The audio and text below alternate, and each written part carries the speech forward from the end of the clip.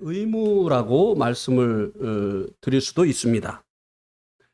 지난 시간에는 성도들에게 주어진 두 가지 특권에 대해서 말씀을 드렸습니다. 하나는 신령한 집이 되어지는 것, 그리고 또 하나는 거룩한 제사장이 되어지는 것이었습니다. 이 땅에서도 우리에게 주어진 권리가 있죠. 그죠? 그리고 이 권리와 함께 또 우리들에게 주어진 의무가 있습니다. 혹시 우리 대한민국 국민의 4대인가요? 3대인가요? 4대예요? 4대 국민의 그 의무를 알고 계신 분이 계십니까? 근데 옛날에 우리 때는 3대 의무라고 했었던 것 같아요. 근데 네팔 갔다 왔더니 4대 의무로 바뀌었더라고요. 네? 원래 4대예요? 처음에 국방의 의무. 근데 여자들은 여기에 이제 제어가 되죠. 그 다음에 납세의 의무. 그 다음에 교육의 의무. 그 다음에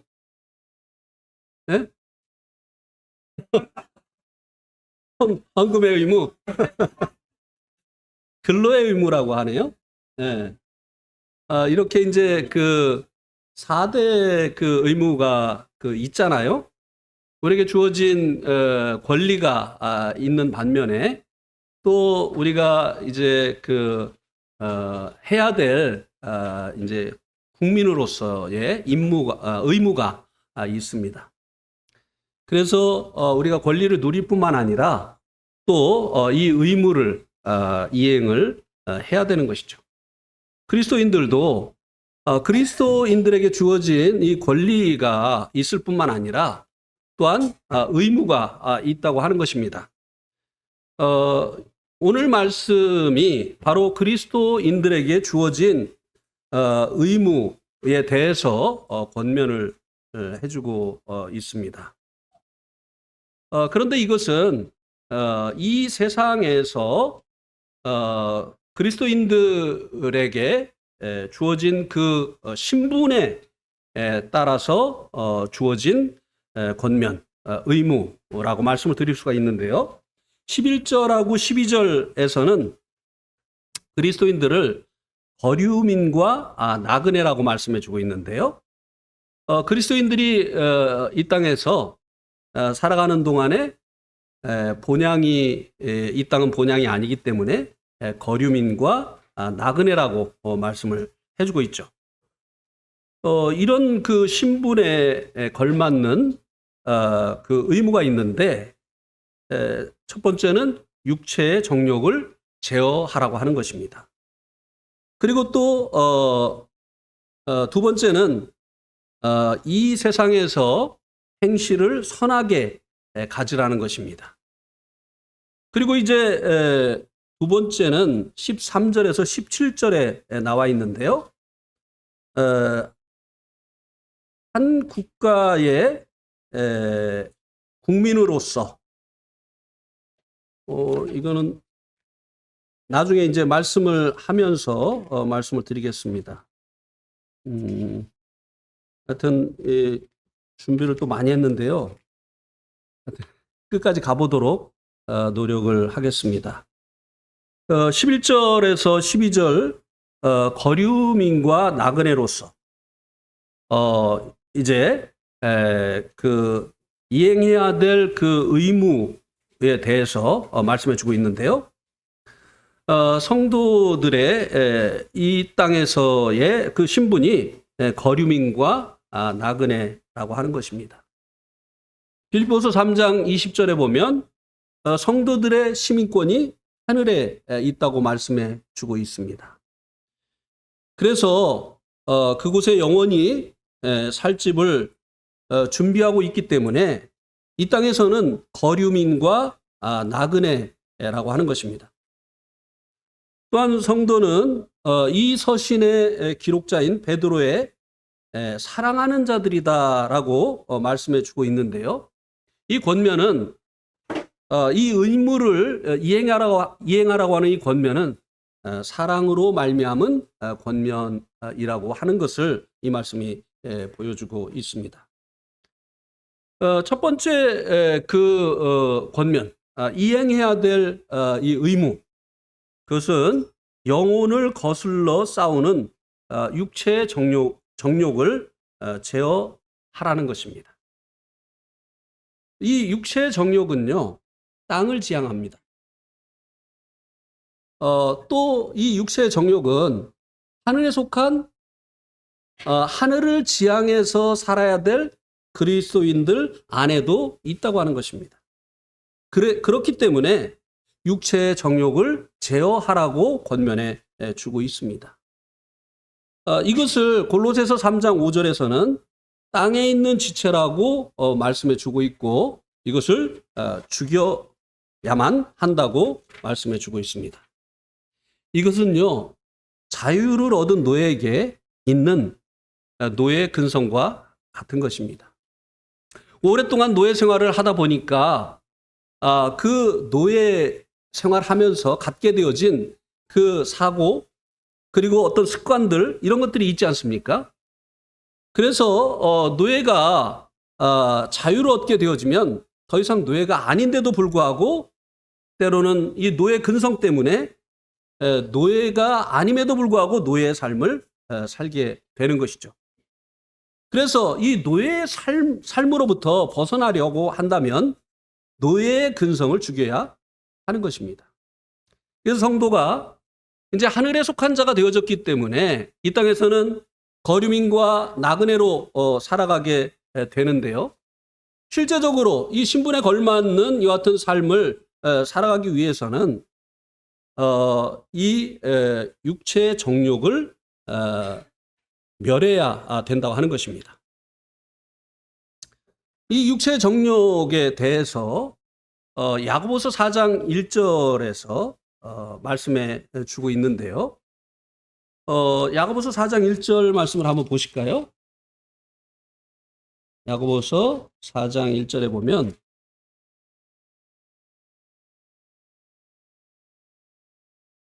우리가 이제 버려야 될 육체의 정욕 가운데 살 때가 있습니다.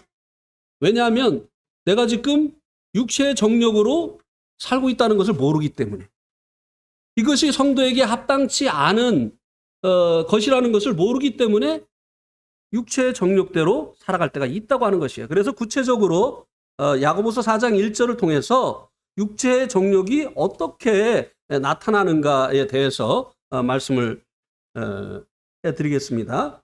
4장 1절에 보면 너희 중에 다툼이 어디로부터 나느냐? 너희 지체 중에서 싸우는 정욕으로부터 나는 것이 아니냐? 이 싸우는 거, 이것이 육체의 정욕에서 나오는 것이라고 하는 것입니다. 그러니까 어떤 이유로든지 성도들이 이 싸우게 되어지면요, 육체의 정욕으로 지금 행하고 있는 것이라고 하는 것입니다. 특별히 우리들의 이 성도들의 그 육신 속에 권력 다툼을 일으키는 권력 욕이 있다고 하는 것입니다. 이 권력 욕은요, 모든 사람이 자기 밑에 있기를 원하는 마음입니다. 그래서 자신이 모든 사람보다 높은 위치에 있기를 원하죠. 그런데 이 권력 욕은요, 어떤 특정한 사람에게만 있는 것이 아니라 모든 모든 사람들의 마음 가운데, 성도들의 마음 가운데도 있기 때문에 모두가 다 다른 사람이 자기 밑에 있기를 원하고 자기가 모든 사람보다 위에 있기를 원하기 때문에 바로 이런 이 정욕으로 인해서 다툼이 일어나게 되어진다고 하는 것입니다. 이것을 보고 주도권 다툼이라고 하죠. 이것은요, 마귀로부터 온 것입니다. 이사야서 12장 14절에 한번 보시겠습니까? 이사야서 11장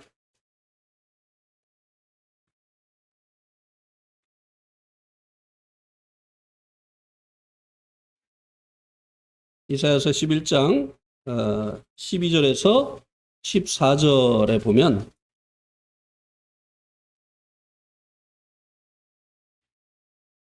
죄송합니다. 14장 죄송합니다. 14장 12절부터 14절까지 너 아침의 아들 계명성이여 어찌 그리 하늘에서 떨어졌으며 너 열국을 엎은 자여 어찌 그리 땅에서 찍혔는고 내가 내 마음에 이르기를 내가 하늘에 올라 하나님의 뭇별 위에 내 자리를 높이리라. 내가 북극 지폐의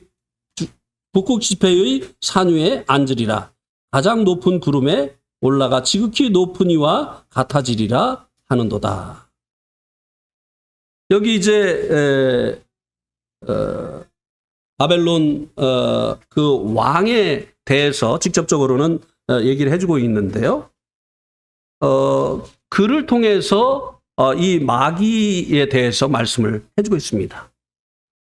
마귀는 처음에는 하나님을 이제 찬송하는 천사였었죠.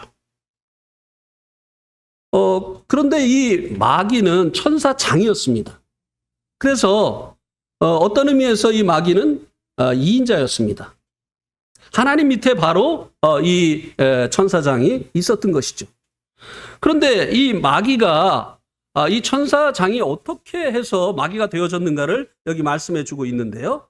자기 마음에 이르기를 하늘에 올라 하나님의 뭇별 위에 내 자리를 높이리라.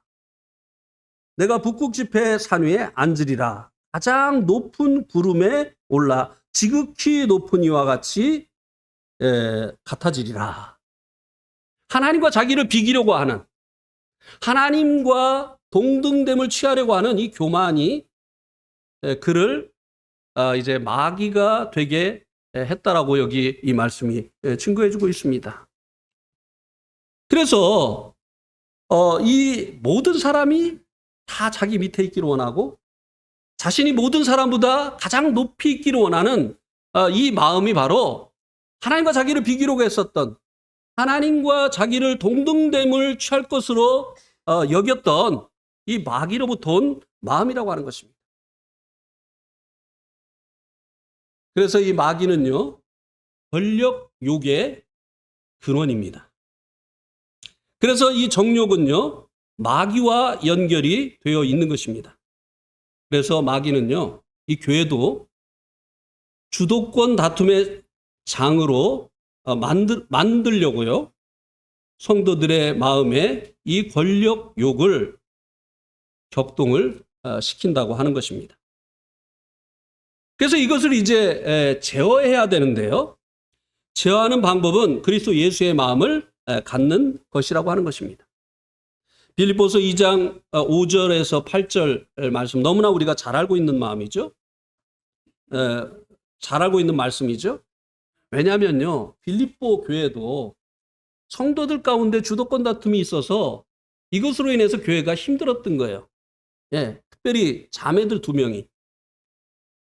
이 자매들 2명이 경쟁적인 마음을 가지고 주님의 일을 하고 있었기 때문에 교회에 덕이 되기보다는 어려움이 되는 이런 일이 발생을 했기 때문에 이제 그들에게 그리스도 예수의 마음을 품으라. 곧 그리스도 예수의 마음이니 그는 근본 하나님과 본체시나 하나님과 동등한 분이라는 거죠. 예수님이 하나님과 동등된 분인데 하나님과 동등됨을 취할 것으로 여기지 아니하시고 오히려 자기를 비워 종의 형체를 가지사 사람들과 같이 되셨고 사람의 모양으로 나타나사 자기를 낮추시고 죽기까지 복종하셨으니 곧 십자가에 죽으십니다. 예수님은 하나님과 동등된 분이셨습니다. 그러나 동등됨을 취할 것으로 여기지 않으셨다고 하는 것입니다. 오히려 자기를 비워서 종의 형체를 가지시고 사람이 되셨습니다. 그리고 자기를 낮추셔서 죽기까지 복종을 하셨습니다. 권력욕으로 나타나는 육신의 정욕을 제어하는 방법은 바로 이 주님의 마음을 갖는 것으로부터 출발을 합니다. 곧 종의 마음을 갖는 것입니다. 구체적으로 말씀을 드리면 이 종의 마음을 갖게 되어지면요. 주님의 마음을 갖게 되어지면 대접받기보다 대접을 하려고 하게 됩니다. 그 다음에 인사를 받으려고 하지 않고 먼저 인사를 하게 됩니다. 그리고 교회에서 어떤 일이 자신에게 주어졌을 때 성도를 섬기는 종의 마음을 가지고 그것을 하게 되어진다고 하는 것입니다. 그것을 통해서 자신을 과시하고 자신의 입지를 다지려고 하는 이런 높아진 마음이 아니라 이를 통해서 성도들을 유익해 가고자 하는 이런 성도들을 섬기는 이 종의 마음을 가지고 하게 되어진다고 하는 것입니다. 이것이 주님의 마음을 가진 그 마음에서 나오는 마음이죠. 또 행동이죠. 그래서 마귀로 말미암는 이 육신의 그 정욕을 제어하기 위해서 주님의 마음을 가져야 된다고 하는 것입니다. 또 두 번째로 육신의 정욕 중에 부자가 되고자 하는 마음이 있습니다. 물질에 대한 욕심이죠. 마태복음 6장 19절과 20절에서는 이것에 대해서 이렇게 말씀을 해주고 있습니다. 너희를 위하여 보물을 땅에 쌓아두지 말라.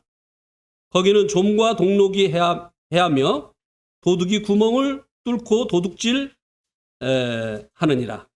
오직 너희를 위하여 보물을 하늘에 쌓아두라. 거기는 좀이나 동록이 해하지 못하며 도둑이 구멍을 뚫지도 못하고 도둑질도 못하느니라. 또 디모데전서 6장 8절은 우리가 먹을 것과 입을 것이 있은즉 족한 줄로 알 것이니라. 마태복음 6장 19절과 20절은요. 그리스도인의 재물관에 대해서 말씀해 주고 있습니다. 세상 사람들의 재물관은 무엇입니까? 나를 부자 되게 해주는, 나를 부유하게 해주는 것으로 이 재물을 여기죠. 그래서 재물로 더 큰 집을 사고 더 좋은 차를 사고 하는 그 같은 데에 이 재물을 사용하게 되죠. 뭐 요즘은 여행하는 것도 부의 상징이라고 하더라고요.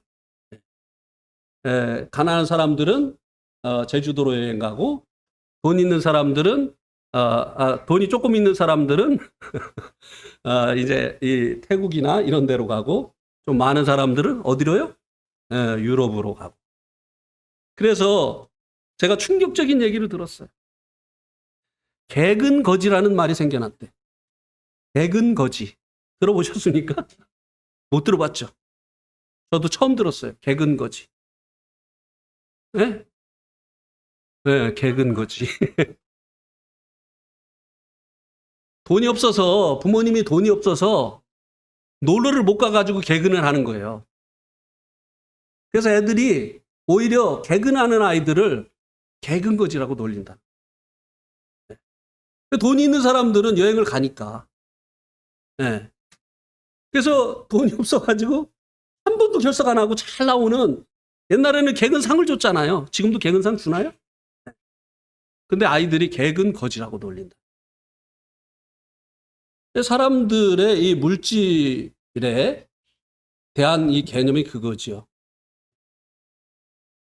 부자가 되는 거. 그래서 자기가 부자가 됐다는 것을 큰 집을 통해서 사람들에게 보여주고 싶어 하고, 또 좋은 차를 타서 내가 이렇게 부자다라고 하는 것을 과시하기를 원하고, 그리고 또 외국에 여행 1년에 한 번씩 딱 다니면서 내가 이렇게 여유로운 사람이다라고 하는 것을 보여주기를 원하는 것이죠. 이게 또 하나의 육신의 정욕이라는 거예요. 그리스도인들이 제어해야 될, 하늘의 소망을 두고 살아가는, 하늘의 시민권이 있는 이 그리스도인들이 제어해야 될 이것이 하나의 육신의 정욕이라고 하는 것입니다. 그러기 위해서는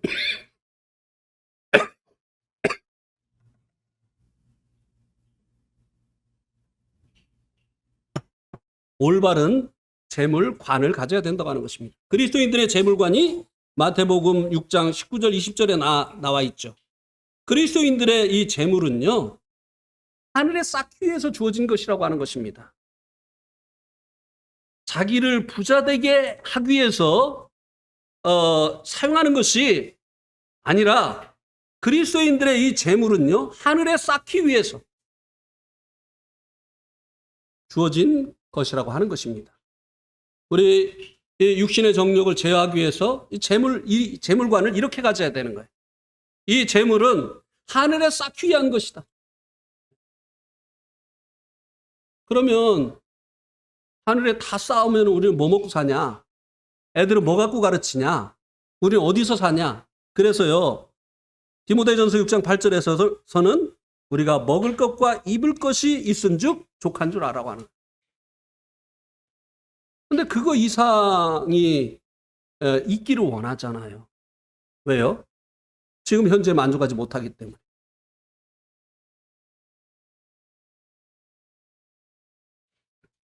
그래서 성도들이 가끔 육체의 정욕에 빠져서 소망이 없는 세상 사람들과 같이 이 땅에 부와 명예를 얻기 위해서 살아갈 때가 있습니다. 제어하라는 것입니다. 삶이, 그리스도인의 삶이 이렇게 되어지지 않도록 제어하라고 하는 것입니다. 이런 정욕에 빠지게 되면요, 영적인 것을 위해서 투자할 수 없게 되어집니다. 시간도, 물질도, 재능도, 모든 것을 하늘에 쌓아 돌아가는 것이 이 영적인 것을 위해서 투자라는 것이거든요. 예. 심지어는 이 주님까지도 자기가 부자 되는 것을 도와주는 분으로 이제 변하게 되어지죠. 나를 돈 잘 벌게 해주시고, 그리고 나를 더 좋은 집에서 살게 해주시고, 또 직장에서 진급하게 해주시고, 나를 더 부여롭고 더 명예로운 사람이 되게 도와주시는 분으로 주님을 둔갑을 시켜버리는 이런 일까지 우리가 육신의 정욕을 제어하지 못하게 되어지면 발생하게 되어진다고 하는 것입니다. 11절에 보면 왜 육체의 정욕을 제어하는 삶을 살아야 되느냐 하는 그 이유를 말씀을 해주고 있는데요.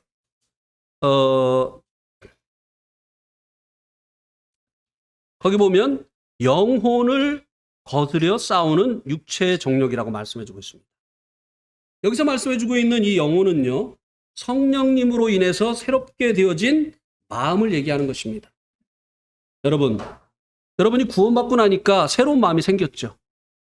전에 없던 마음이 생겼죠.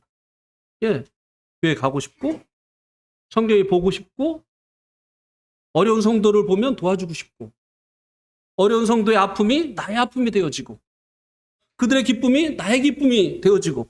우리 구원받기 전에는 그런 마음 없었잖아요. 얼마나 우리가 구원받기 전에 이기적인 사람이었습니까? 네. 나만 잘 되면 그냥 누가 어떻게 되든지 상관없었어요. 아무리 옆에 있는 사람이 아파해도 나만 잘 되면 기뻤어요. 그런데 이제 우리가 구원받고 우리 안에 성령님이 오셔서 우리 마음을 새롭게 하셨어요. 그래서 이 육신의 정욕은요, 바로 이 영혼을 거스린다고 했어요. 이 영혼은 바로 성령님으로 말미암아 새롭게 되어진 이 마음입니다. 우리가 이제 새로운 사람이 되어졌고 주님께서 새로운 삶을 살게 하시려고 새로운 마음을 주셨기 때문에 우리가 이제 이것과 반대가 되어지는 육신의 정욕을 제어해야 된다고 하는 것입니다. 골로새서 3장 1절에서 4절에 보면요, 그러므로 너희가 그리스도와 함께 다시 살리심을 받았으면 위의 것을 찾으라. 거기는 그리스도께서 하나님 우편에 앉아 계시느니라. 위의 것을 생각하고 땅의 것을 생각하지 말라. 이는 너희가 죽었고 너희 생명이 그리스도와 함께 하나님 안에 감추어졌습니다. 우리의 생명이신 그리스도께서 나타나실 그때 너희도 그와 함께 영광 중에 나타나리라. 여기 이 말씀이 우리가 육체의 정욕을 제어하여야 하는 이유를 말씀해 주고 있지 않습니까?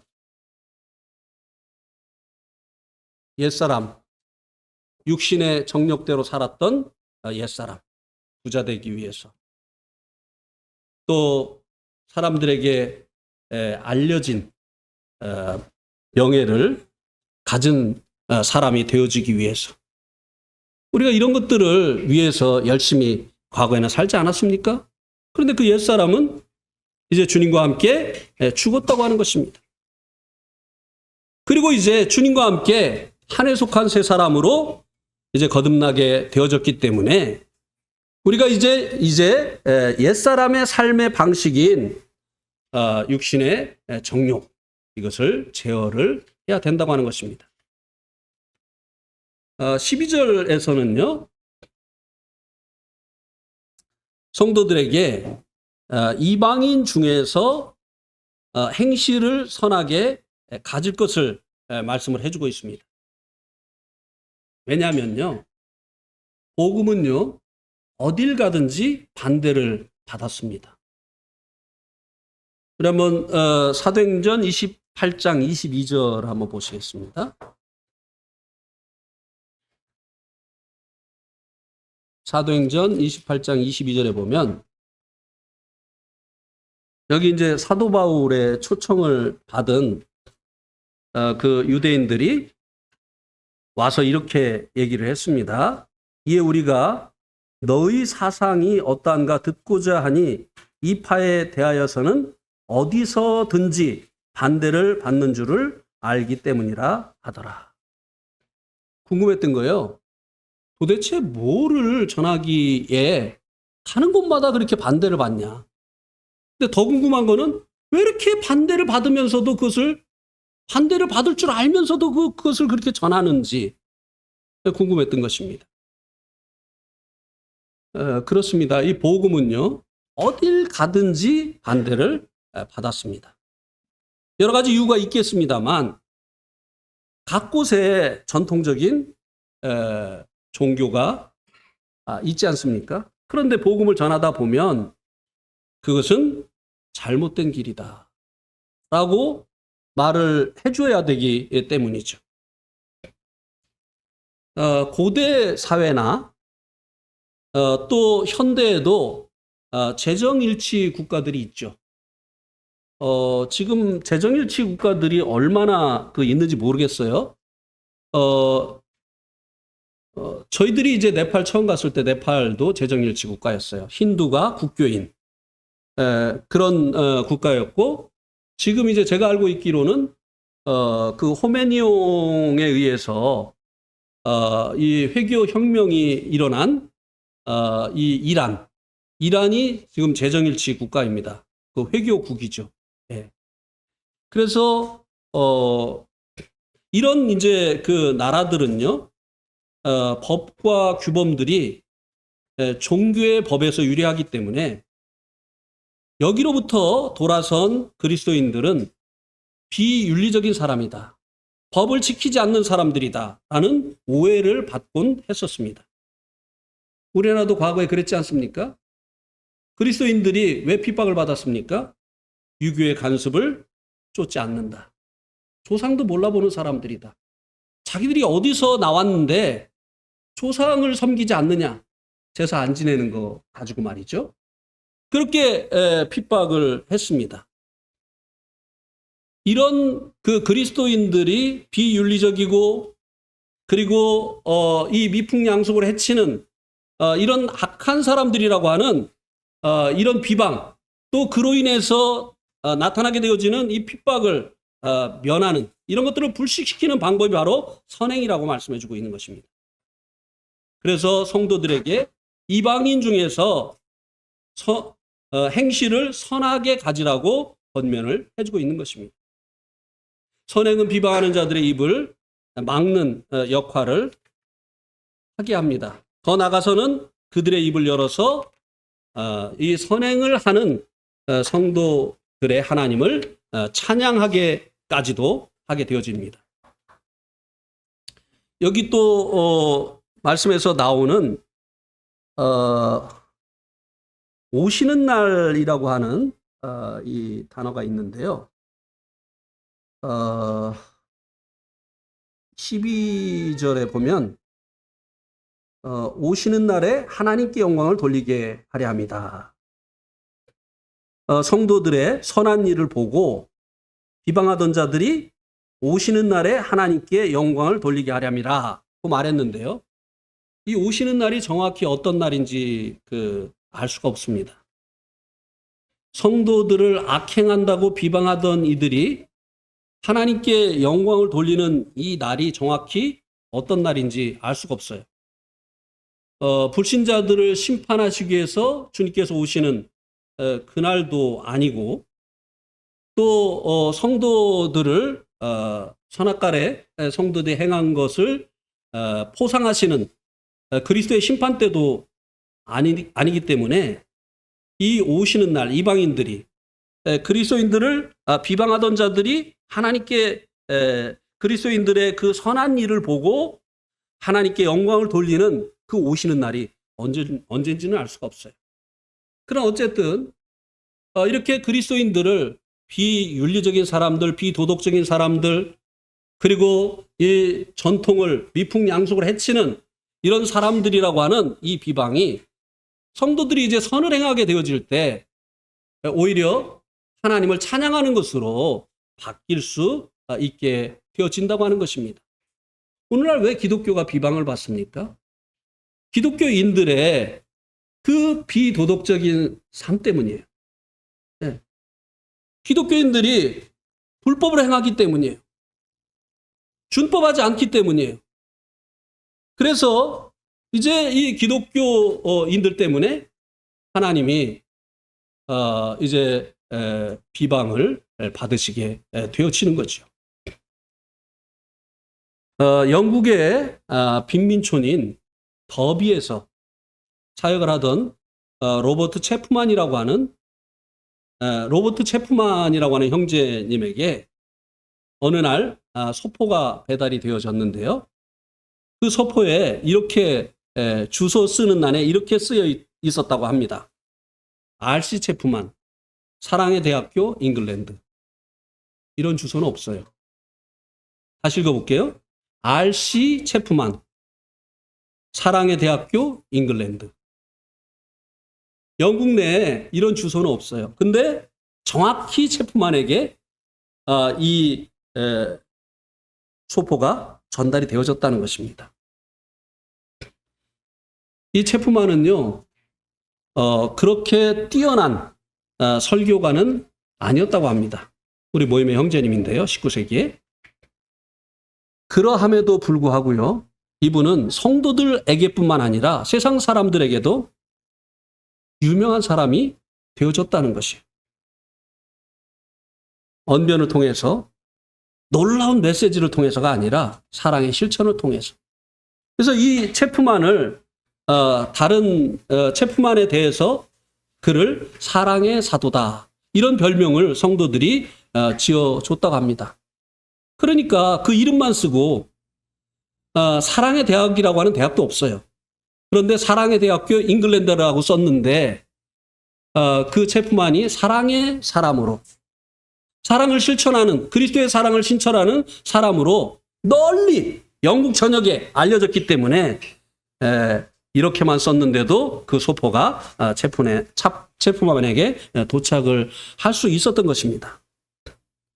그는 선행을 통해서 그의 이 선행, 사랑의 이 실천하는 이 선행을 통해서 이것이 이제 놀라운 메시지가 되어서 많은 영혼들을 회심케 하는 역사를 이루었던 것입니다. 그래서 우리들도 때로는 이 영적인 것을 이해하지 못하는 사람들에게 오해를 받곤 합니다. 그런데 이런 오해, 또 오해로 인한 어떤 비방, 이런 것들을 불식시킬 수 있는 그 방법이 바로 선을 행하는 것이라고 하는 것입니다. 사랑을 실천하는 것이라고 하는 것입니다. 교회 안에서 성도들이 서로 사랑하는 것이, 이것이 밖으로 소문이 나게 돼 있어요. 세상을 향해서 사랑을 실천하지 않는다 할지라도요, 성도들이 안에서 서로 실제적으로 사랑하게 되어질 때 이 소문이 밖으로 나가게 되어 있다고 하는 것입니다. 반면에 그 반대, 사랑하지 아니하고 서로 경쟁하고 주도권 다툼하고 싸우고 분열하고, 안에서 그렇게 하는데요, 밖으로 다 소문이 납니다. 그래서 이런 육신의 정욕을 제어하고 오히려 선을 행함으로 인해서 이제 불신자들의 그 입을 통해서도 하나님께 영광을 돌리는 이런 일들이 일어나게 해야 된다고 하는 것입니다. 이것이 하늘에 속한 성도들의 의무라는 거예요. 육신의 정욕을 제어하고 오히려 선을 행함으로 인해서 이제 불신자들까지도 하나님께 영광을 돌리게 하는 이와 같은 일이 바로 성도들의 의무라고 하는 것입니다. 그다음에 이제 13절에서 17절은 국민으로서의 그 의무에 대해서 말씀을 해주고 있는데요. 13절, 14절에 보면 베드로전서 2장 13절, 14절에 보면 인간에 세운 모든 제도를 주를 위하여서 순복하되 혹 위에 있는 왕이나 혹 악행하는 자를 징벌하고 선행하는 자를 포장하기 위하여 그의 보낸 방백에게 하라. 예, 모든 사회는요, 그 사회를 유지하기 위해서 유지하기 위한 법과 규범을 가지고 있습니다. 그리고 그 법을 가지고 통치를 하는 통치자들이 있습니다. 그리스도인들은 비록 영적으로 하늘의 시민권이 있고 하늘에 속한 자들이 되었지만 이 땅을 사는 동안에 국민 또 시민으로서 인간이 세운 모든 제도와 왕과 통치자들에게 순복을 하여야 된다고 하는 것입니다. 이렇게 하게 되어질 때 그리스도인들이 선한 시민으로, 선한 국민으로 나타나게 되어지는 것입니다. 특별히 위정자들에게 순복을 해야 됩니다. 왜냐하면 그 위정자를 세운 신분이 하나님이시기 때문에 그렇습니다. 로마서 13장 1절에는 권세는 하나님께로 나지 않음이 없나니 모든 권세는 다 하나님이 정하신 바라. 근데 이제 우리 그리스도인들도요, 상당히 이기적이에요. 자기가 원하는 사람이 이제 대통령이 됐어요. 자기가 투표를 했는데 자기가 이제 그 투표를 해준 그 사람이 이제 대통령이 됐어요. 그럼 막 이 말씀을 가지고 주장을 합니다. 위에 있는 권세에 굴복하라고 하지 않았느냐. 이렇게 하는데 또 반대로 자기가 투표해주지 않은 사람이 이제 대통령이 됐어요. 권세자가 됐어요. 그럼 어떻게 하죠? 이 말씀을 얘기를 안 해요. 네. 그리고 대통령을 대통령이라고 부르지도 않습니다. 막 대통령을 막 그냥 별명을 부르고 말하죠. 막 이렇게 합니다. 하나님 앞에 그리스도인들의 올바른 태도가 아니에요. 자기가 좋아하는 사람이든 자기가 좋아하는 당이든 아니든 모든 권세는 하나님께로부터 나기 때문에 또 선을 장려하고 악을 심판하기 위해서 세워진 하나님의 사역자이기 때문에 그에게 순복을 해야 된다고 하는 것입니다. 또 법과 규범을 그리스도인들은 잘 지켜야 된다고 하는 것입니다.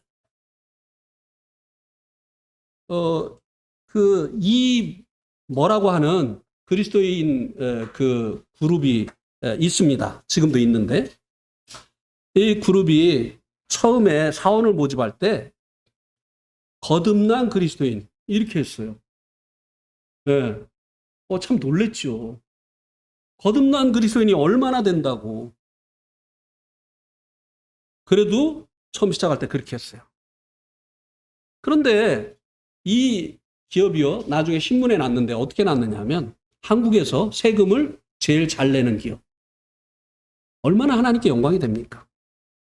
근데 어떤 기업은 그리스도인 사장인데도 불구하고 탈세해가지고 또 신문에 나잖아. 그래서 우리가 비록 하늘에 속한 그리스도인이지만 법과 제도를 지켜서 선한 국민, 선한 시민이 되어져야 된다고 하는 것입니다.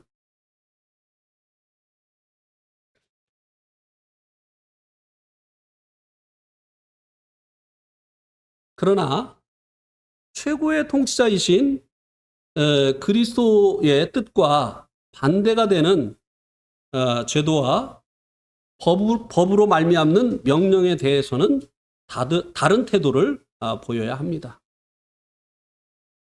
무슨 얘기냐면 최고의 통치자의 그 명령을 가장 최우선 순위에 두어야 된다고 하는 것입니다. 예를 들어서 주님의 제자들이 주님의 이름으로 말하지도 말고 가르치지도 말라고 하는 명령을 그 시대의 최고의 통치자들에게 받았습니다. 그리고 위협했어요.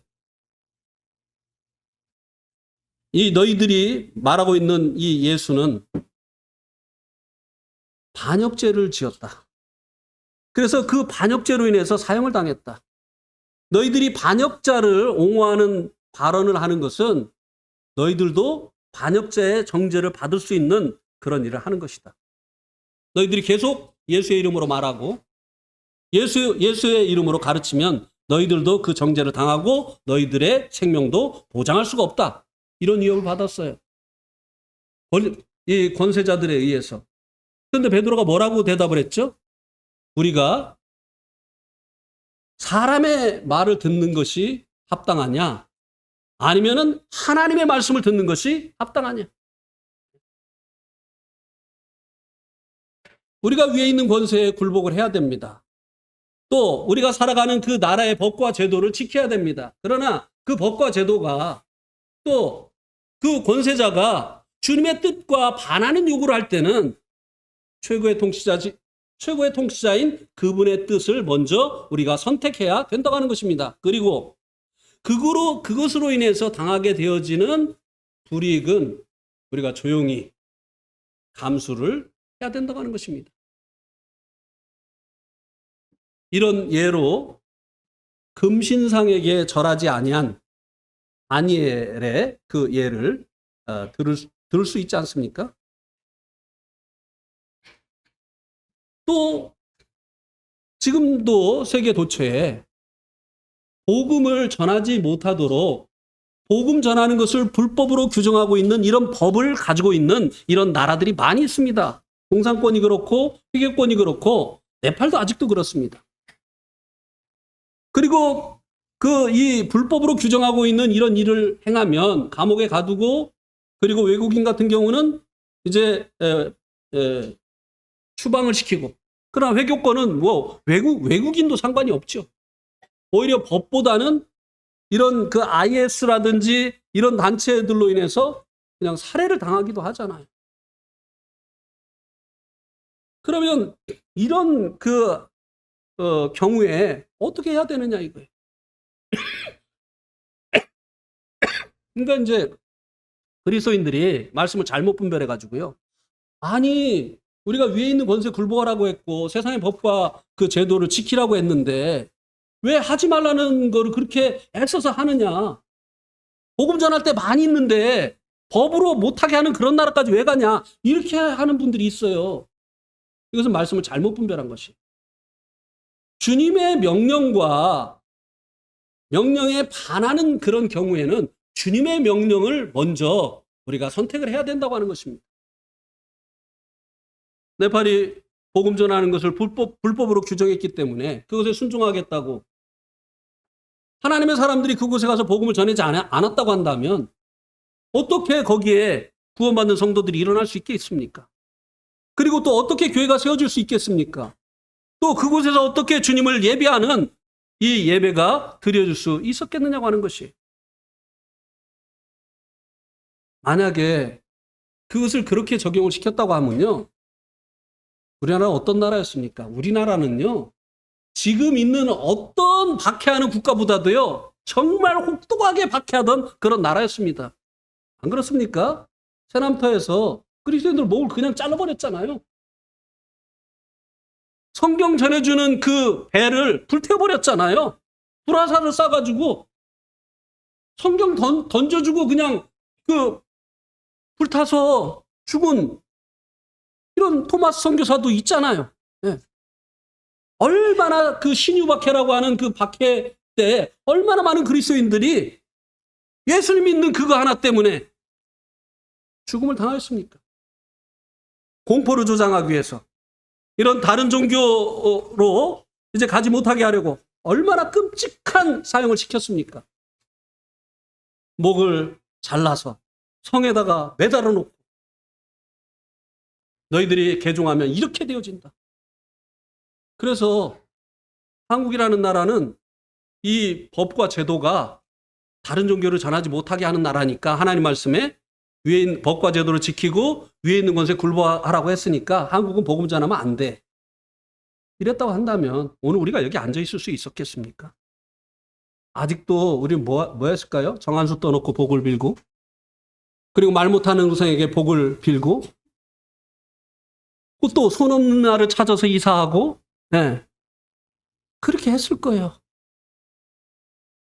조상에게 복을 빌고 말이죠. 복을 달라고 하고 이런 영적인 어둠 가운데 있었을 것이라고 하는 것입니다. 그래서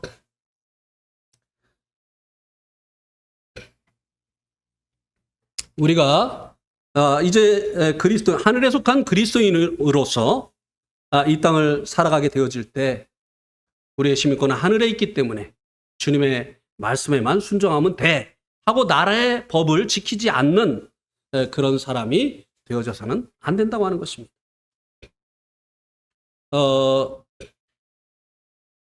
그래서 만약에 불법을 행해서 그리스도인이 나라에서 이제 형벌을 받게 되어지잖아요. 그러면 교회에서 그 사람을 징계해야 됩니다. 이게 정상입니다. 그런 사람에게 무슨 직분을 주고 이렇게 하면요. 세상이요. 교회를 비웃게 되어집니다. 그다음에 이제 15절에서는 선행으로 어리석은 사람들의 무식한 말을 막으시는 것이라고 말씀해 주고 있습니다. 원래 이 선행이라고 하는 뜻은요. 사람들을 유익하게 한다고 하는 말입니다. 그런데 여기서는 그리스도인도 한 국가의 일원이기 때문에 그 나라의 법과 규범을 지켜야 한다고 하는 것을 이 선행이라고 말씀해 주고 있는 것입니다. 어리석은 사람들이 무식한 말로 영적인 것에 대한 어리석은 자들의 무식한 말은 영적인 것에 대해서 무지한 자들이 성도들에 대해서 반감을 품고 하는 것입니다.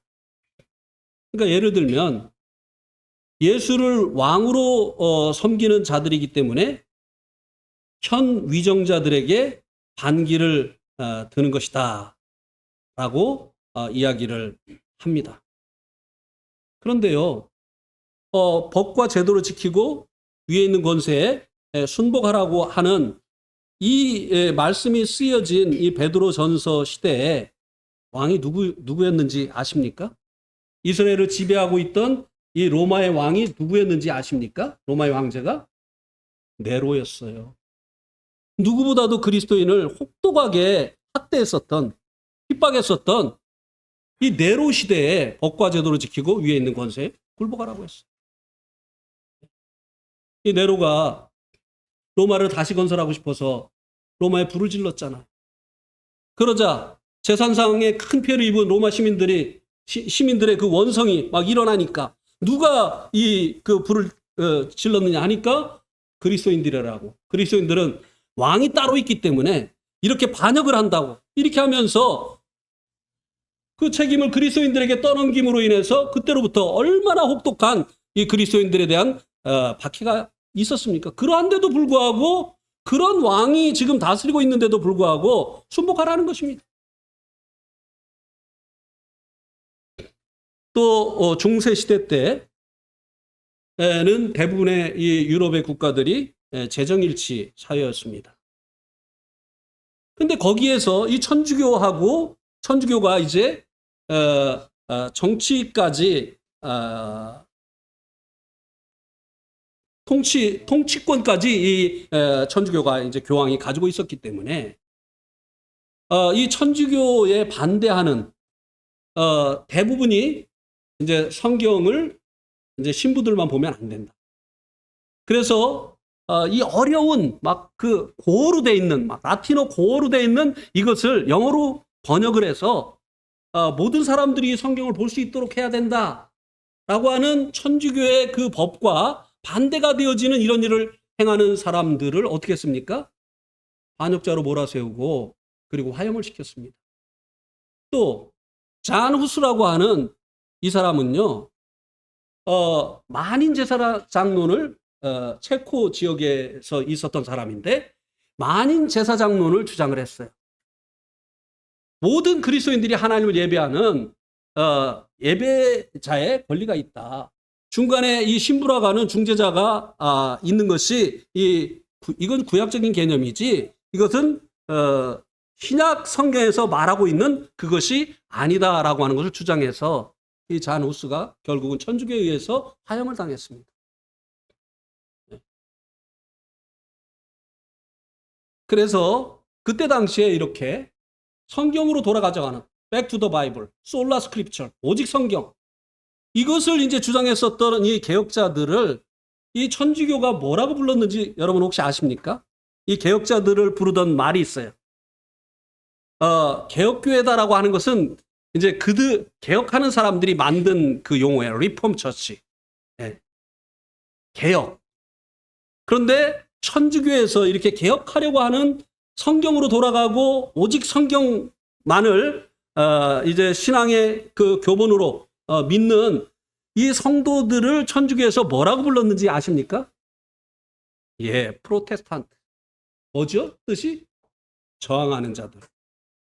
그렇게 사실 그리스도인들처럼 나라의 법을 잘 지키고 위에 있는 것에 굴복하는 사람이 없는데 이렇게 이제 그들이 영적인 것에 대한 무지로 인해서 잘못된 소문을 내고 그리고 이 그리스도인들을 핍박을 했습니다.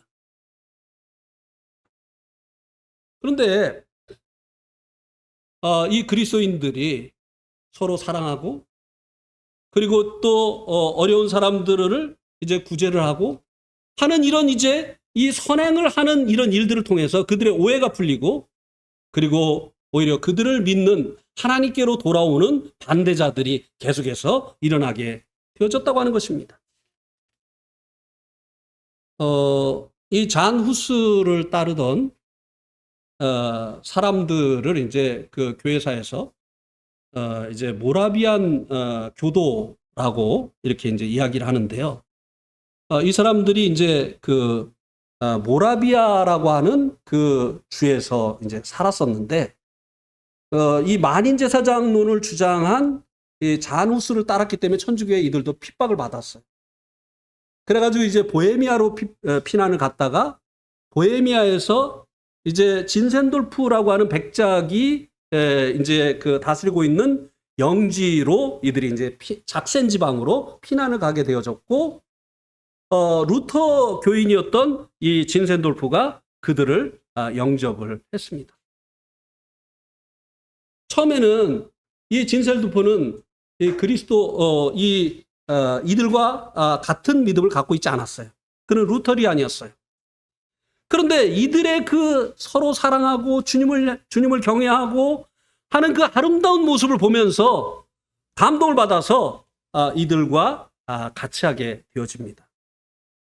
이 모라비안 교도들이요, 개혁교회에서 최초로 선교를 18세기에 최초로 선교를 시작한 이런 사람들입니다. 지금은 이제 모라비안 이제 형제단이라고 그렇게 얘기하죠. 우리 모임하고 이제 거의 이제 비슷한 그런 모임인데 이들이 이제 19세기에는 226명의 선교사를 보냈어요. 그리고요, 선교를 나갈 때, 나 요번에 한 건데요, 이거는. 선교사를 어떻게 나갔느냐 하면, 그냥 뭐라고 하죠? 제비뽑기 하는 거예요. 모든 사람들이 다 주님께 헌신돼 있기 때문에 누가 갈 것이냐를 결정만 하면 되는 거예요. 근데 결정을 어떻게 했냐면, 제비뽑기에서 제비가 나오면 두 말 않고 그 가족이 가는 거예요. 갈 때는요, 관을 들고 갔답니다. 죽음을 각오하고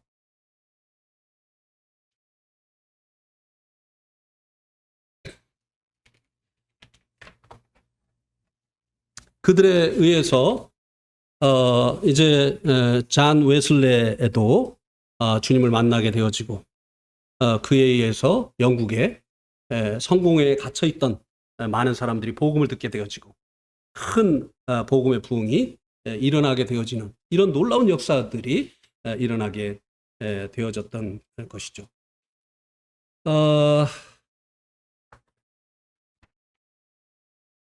16절에는 너희에게 자유가 있으나 이제 의무 얘기를 하면요 꼭 이런 이제 반대말이 나와요.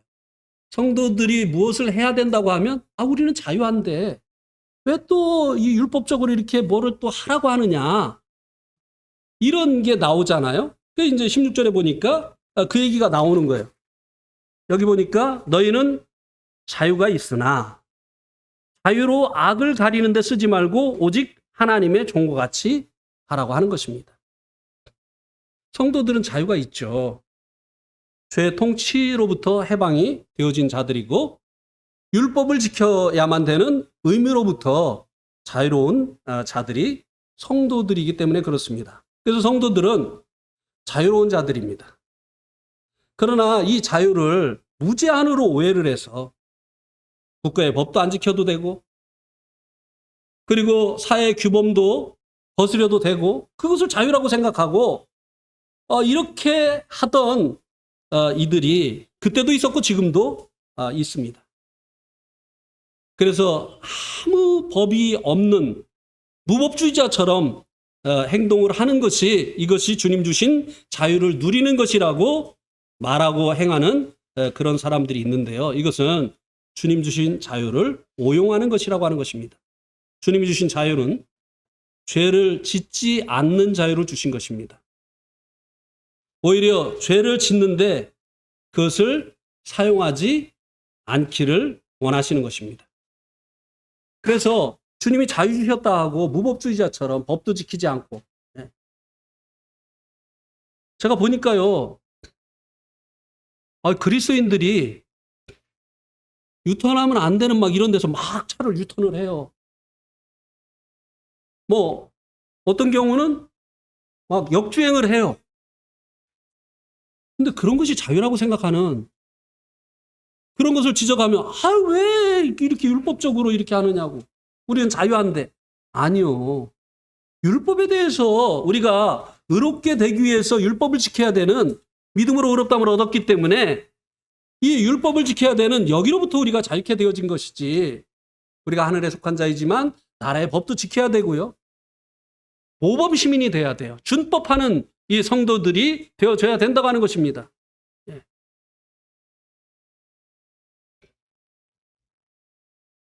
그리스도인들이 맨날 그냥 습관적으로 이 불법을 행해가지고 자꾸 이렇게 그 벌금 물고 벌금 무는 거는 하여튼 뭐 자유예요.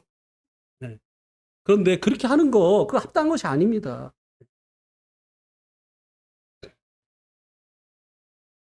그래서 성도들은 자유로운 자이지만 하나님의 종이라는 사실을 기억을 해야 됩니다. 그래서 하나님의 말씀에 순종을 하면서 살아야 되는데 하나님의 말씀은 위에 있는 권세에 굴복하고 세상의 법과 제도를 지키라고 하셨기 때문에 정상적인 그리스도인들은 준법하는 시민으로 살아가야 되는 것입니다. 마지막 17절은 오늘 본문 말씀의 이제 결론인데요. 무사람을 공경하며 형제를 사랑하며 하나님을 두려워하며 왕을 존대하라. 그리스도인들이 세상을 살 동안에 어떻게 사회생활을 하여야 하는가에 대해서 말씀을 해주고 있는 것입니다. 그리스도인들은 극히 정상적인 사회인으로 살아가야 됩니다. 아니요, 모범적인 사회인으로 살아가야 되는 것입니다. 오늘 말씀이 이것을 우리들에게 말씀을 해주고 있습니다. 오늘 말씀 여기까지 드리도록 하겠습니다.